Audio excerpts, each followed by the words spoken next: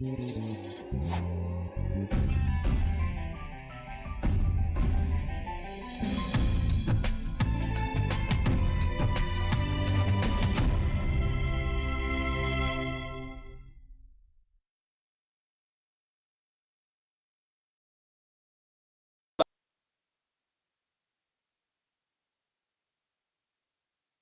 suis tout à fait d'accord et je suis ravi qu'il ait exposé notamment la radicalisation des chercheurs et des concepts, parce que je crois que vis-à-vis de ces phénomènes effectivement compliqués, on a tendance à parfois un petit peu simplifier.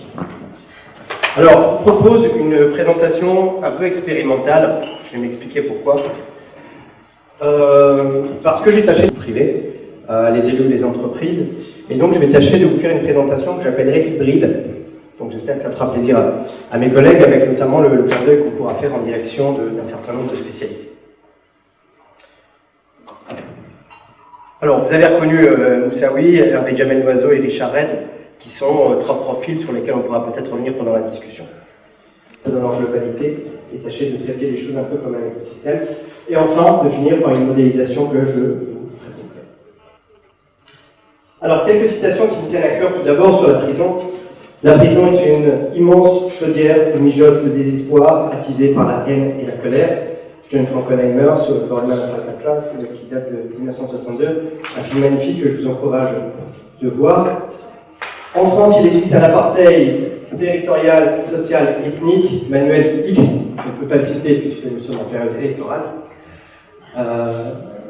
Et enfin, deux autres citations qui font un peu référence à ce qui a été dit précédemment.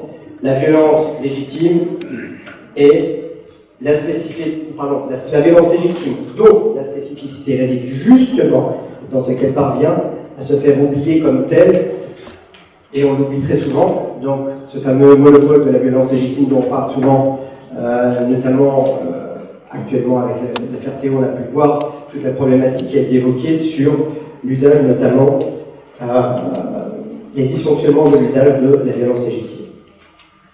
Donc on voit à Pierre Bourdieu. Et enfin, être radical, c'est prendre les choses par la racine. Donc on l'a dit tout à l'heure, et c'est une citation que l'on doit à Karl Marx dans sa contribution à la critique de la philosophie du droit de Hegel. Alors la radicalisation, je pense qu'on a dû vous donner la définition ce matin, donc je ne vais pas revenir dessus, c'est celle de Farad Khosrow-Khavar. C'est une manière de lui rendre un petit hommage puisqu'il était mon directeur de recherche. C'est une définition qui, même chose, est plutôt une ouverture sur un travail à venir plutôt qu'un état sur lequel on doit s'arrêter et un concept qui soit fermé. Alors, sur quoi je vais baser la présentation? Je vais tâcher d'être rapide pour être dans les temps. D'abord sur le travail qu'on a fait dans le prison, j'en parlais tout à l'heure, puisque après 2003, donc il y a une seconde enquête que j'ai menée qui a duré 2 ans pour l'Agence régionale de santé du Poitou-Charentes et qui m'a permis notamment d'être mis en relation avec des individus en isolement administratif ou en isolement volontaire et notamment un certain nombre de profils islamistes. Deuxièmement, 10 ans d'expérience de formation auprès des élus et des agents professionnels, soit du cadre public ou privé, et qui permettent de réactualiser aussi un certain nombre de données, puisque les individus qui sont confrontés à un certain nombre de problématiques sur le terrain, voilà, c'est aussi la première donnée. Donc il y a un volet clinique avec les prisons, et puis il y en a un second qui est peut-être indirect, mais qui permet aussi de montrer comment les institutions, les élus, les cadres territoriaux, les agents de proximité et les professionnels, notamment de la sphère publique dans les entreprises, peuvent gérer le fait religieux et la radicalité. Et enfin, dernier support de cette présentation, c'est un diagnostic radicalisation, donc c'est le seul en France, à ma connaissance, qui a été lancé sur Arras, donc que Société Alice a remporté, qui a été mené avec toute une équipe. Bernard Clodard est ici présent, Pierrot Galoro, directeur du département de sociologie à Metz, qui d'ailleurs organise un colloque la semaine prochaine, les 5 et 6 à l'Université de Metz, qui s'intitule Radical, Radicalité et Radicalisme, que je vous encourage à suivre et à diffuser notamment sur le net. Donc voilà, Pierre Galoro, et enfin Mouloud Haddad, qui est historien et qui également intervient sur ces sujets. Donc voilà, je vous encourage notamment à jeter un œil au site et à nous rejoindre, puisque la contribution se veut volontairement très ouverte sur des compétences complémentaires. Donc n'hésitez pas à nous solliciter pour travailler en commun sur ces éléments. Alors, les trois profils que je voudrais vous présenter, donc les voilà. Le premier, c'est basé sur, je le rappelle, cette enquête de 2000 à 2003 sur les prisons avec Farhad Khosrow-Ghabar. Donc le premier, c'est ce qu'on pourrait appeler celui de l'islamo-banditisme, qui est plutôt un islam dit des exclus, puisque la majorité des gens de ce profil sont plutôt issus des zones urbaines sensibles, dites politiques de la ville, notamment des contrats-villes, qui, vous le savez, donc rassemblent un certain nombre d'indicateurs d'alerte sociale. Et c'est à l'intérieur de ce profil que, effectivement, on sent bien l'intégration d'un certain nombre de stigmates qui sont imposés à la société. Donc, nous avons été opprimés, nous opprimons la société, nous avons été les victimes du racisme, nous reproduisons le racisme. Alors, vous avez mis quelques exemples, en direction de la France, en direction des Juifs, en direction du gouvernement, de la police, d'un certain nombre de figures d'autorité. Et donc, très clairement, dans ce profil notamment, beaucoup de parcours où la conversion s'est produite au sein du milieu pénitentiaire. Donc, je ne développe pas, mais il y a un certain nombre de cas que je vous ai cités, notamment voilà, Kalkal Kouachi Nemouche par exemple. Donc la motivation clairement ici, qui est ressortie, c'est surtout l'idée de sortir d'une indignité sociale. Alors on a cité le mot de la dignité tout à l'heure, je vous renvoie à l'article de 2001 que j'ai écrit qui s'intitulait déjà à l'époque « La dignité identitaire retrouvée par le puritanisme religieux » et on voit comment le religieux effectivement permettait de passer à une sorte d'âge de Muslim is beautiful, donc, et comment on inversait toute une identité sociale négative donc par des stigmates positifs. Deuxième profil, un profil du converti, qui est majoritairement un converti zélé. Je rappelle que le Z du converti n'est pas réductible au Z du converti islamique. La plupart de tous les récits de conversion dans toutes les religions se font sur le registre amoureux, donc c'est une rencontre clé, on en parle matin, midi et soir à son entourage, et c'est la vérité avec, j'allais dire, un registre de la vérité absolue. Donc cette figure de la convertie, c'est par exemple Hervé Jamel Loiseau, c'est Richard Redd par exemple, et on voit que dans ce profil, effectivement, alors, notamment au sein des prisons, mais c'est également vrai à l'extérieur, il y a la plus grande difficulté de management, puisque la figure du converti est notamment une des plus complexes à gérer au sein des prisons. Troisième profil, qui est peut-être le plus complexe, puisque c'est le profil de l'islamisme radical organique. Alors là, on n'a plus affaire à de l'islam des banlieues, on n'a plus affaire à de l'islam de convertis plutôt issus de quartiers populaires. Là, on est véritablement dans des gens qui ont professionnalisé une idéologie, qui ont décidé par choix élaboré, défini et argumenté de rejoindre une idéologie qui volontairement veut passer à la violence. Donc ces figures, ce sont des figures globalisées en général, un fort niveau un fort niveau socio-économique, un fort niveau d'éducation également. Et cette figure de l'islam radical, on voit que là, la motivation, contrairement au converti, qui est d'entrer dans une légitimité parfois de leadership religieux, là au contraire, la motivation, c'est plutôt d'entrer dans l'histoire, de marquer l'histoire, mais d'y entrer. Et par conséquent, la registre de la mort ou du martyrisme sont très fortement valorisés. Alors je rappelle, mais ça pourra nous donner l'actualité, que les détenus musulmans catégorisés radicaux sont un pourcentage marginal en prison, notamment donc 2015, 340 étaient en quartier d'isolement et étaient identifiés comme islamistes.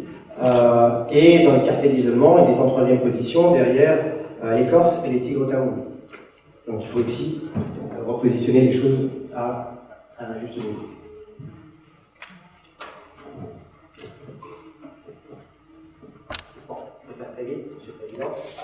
Le temps de la discussion, mais voilà, il y a deux écueils qui ont été intéressants et qui ont été marqués. Des personnels du TGI nous indiquaient qu'il y a 10 ans, on nous disait, aux forces de police ou bien aux représentants de la cour de justice, on disait voilà, on va tous vous niquer, je vais vous tuer, etc., on va tous vous niquer. Et l'apparition d'une formule remarquable, on va tous vous kalachniquer. Donc avec la référence aux religieux. Deuxième remarque intéressante, faite également alors, par un membre de la préfecture cette fois-ci, il ne faut pas tout Allah-Akbariser. D'accord?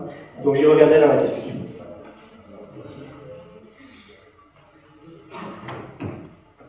Alors, sur les mots-clés stratégiques qui, là, on commence à rentrer un petit peu dans l'hybridation. Clairement, c'est des gens qui ont levé du CNPR, mais qui étaient catégorisés comme musulmans et qui se catégorisaient également comme ça.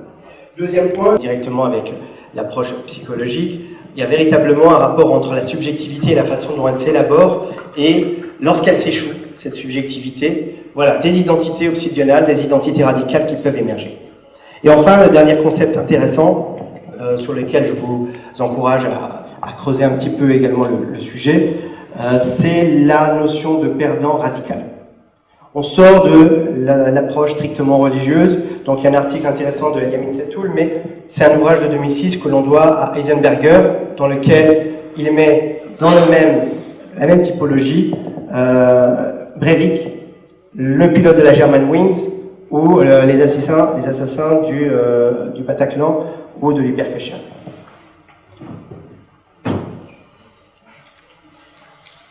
Alors, bon, là-dessus, je n'ai pas le temps de développer, je vais passer directement à la dernière. Alors, pourquoi je vous ai cité ces trois passages?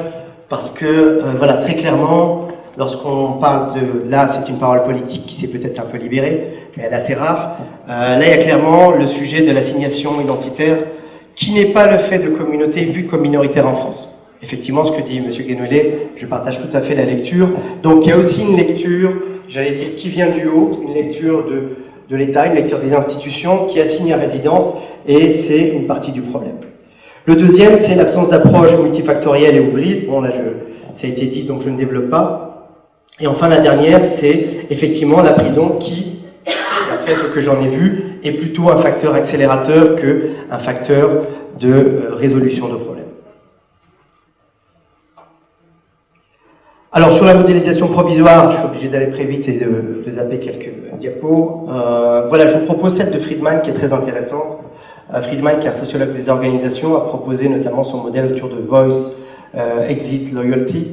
Donc là, clairement, autour de la voix, donc c'est la résistance institutionnelle, donc ce sont tous les porteurs de contre-discours, ce que notamment D'Assetto appelle les adaptateurs incertains. Donc, les adaptateurs incertains, donc, qui parmi le leadership sont aujourd'hui des leaders qui s'expriment. Je pense à l'imam d'Ivry-sur-Seine par exemple, je pense à tous les déconstructivistes, là c'est tous les intellectuels qui notamment prêchent la réforme ou la refondation de l'islam. La deuxième lecture, c'est celle de la sortie, donc le disrupteur, et là on parle clairement du parti radical et notamment la figure par exemple du repenti ou celle du revenant, sur lequel Bernard s'exprimera, je pense, tout à l'heure. La loyauté, c'est le radical engagé organique que j'ai évoqué. Là-dessus, il y a également D'Assetto qui utilise deux expressions intéressantes, celle du rétrospectiviste et celle de l'intégraliste, en disant que la figure du djihadiste, notamment salafiste ou wahhabiste, découle de ces deux figures qui veulent revenir à un islam d'or, à un islam mythologisé, à un islam mythifié. Et enfin, la figure également qui me paraît intéressante et qui pose le plus de problèmes parce qu'elle est la plus difficile à identifier, c'est à côté de ces trois niveaux, donc de la voix, de la sortie ou de la loyauté à un organisme, c'est l'apathie. Et l'apathie, effectivement, on est entre deux eaux. Effectivement, on est dans l'absence d'émotions plutôt froides, avec un rapport à l'anxiété, un rapport à la paranoïa ou à la dépression. Et là, effectivement, c'est la figure du perdant radical, la figure du radical potentiel. Et là, je pense que c'est également une figure qui est intéressante pour le débat. Alors, changer de paradigme, j'aurais pu vous utiliser un certain nombre de sciences aujourd'hui qui existent et qui nous permettent de faire des lectures et d'apporter quelque chose au sujet. Les figures du management, sur les SWOT, ceux qui sont en entreprise en entendent parler. Force, faiblesse, risque, opportunité. C'est des modèles que toute entreprise font avant de se lancer dans un grand projet d'investissement. Là-dessus, ça peut être intéressant, notamment au niveau national, de mener ce type de modèle. Il y a un autre modèle toujours intéressant, c'est un modèle scientifique, c'est celui de l'accélérateur de particules, c'est de là d'où j'ai tiré mon titre. Les accélérateurs de particules sont quand même supposés faire une photographie d'une collision, alors qu'on a maîtrisé certes, mais on est dans un circuit d'accélérateurs de particules avec des supraconducteurs, donc un écosystème qui permet aussi que se révèle le fameux boson de Higgs, le fameux radical potentiel que l'on cherche partout et qu'on essaie de trouver. Donc voilà, il y a des modèles qui permettent aussi de lire cette réalité qui peuvent être intéressants. Alors, le constat d'échec, j'y reviens pas. Je pense que là où c'est intéressant de focaliser avant ma conclusion, c'est notamment de nouveaux filtres de lecture qui soient effectivement décomplexés du point de vue des sciences sociales ou de l'institution ou du discours de l'institution. Donc cette approche innovative, voilà, je pense qu'elle peut travailler autour de la question de l'accélérateur et des dysfonctionnements des principes d'égalité notamment, et surtout la figure centrale, le concept central de la coproduction, de systématiquement réfléchir en termes d'écosystème. Alors sur la conclusion, simplement, voilà, comment travailler ensemble pour assimiler les savoirs entre spécialistes d'une part, entre les institutions d'autre part, entre les décideurs également, l'approche de la violence et de l'extrémisme en essayant de limiter le prisme religieux qui peut être déformant. L'approche citoyenne participative me paraît également un élément très important. Ce sont souvent des spécialistes ou des institutionnels qui se rassemblent pour parler entre eux. Une des figures qui reste souvent marginale, c'est la figure participative du citoyen. Le citoyen, que ce soit les familles, que ce soit même impliqué dans des processus de prévention. Donc cette approche participative citoyenne et circulaire me paraît également importante.